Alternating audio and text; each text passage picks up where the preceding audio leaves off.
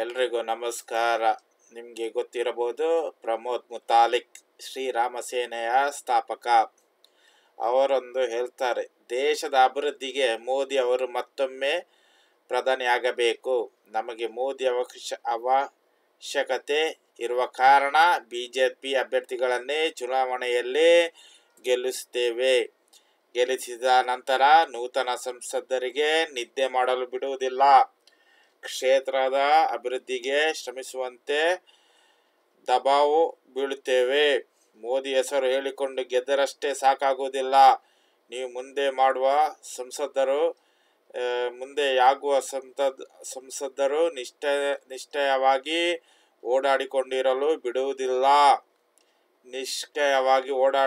ಬಿಡುವುದಿಲ್ಲ ಎಂದು ಪ್ರಮೋದ್ ಮುತಾಲಿಕ್ ಶ್ರೀರಾಮ ಸೇನೆಯ ಸ್ಥಾಪಕರು ಹೇಳಿದ್ದಾರೆ.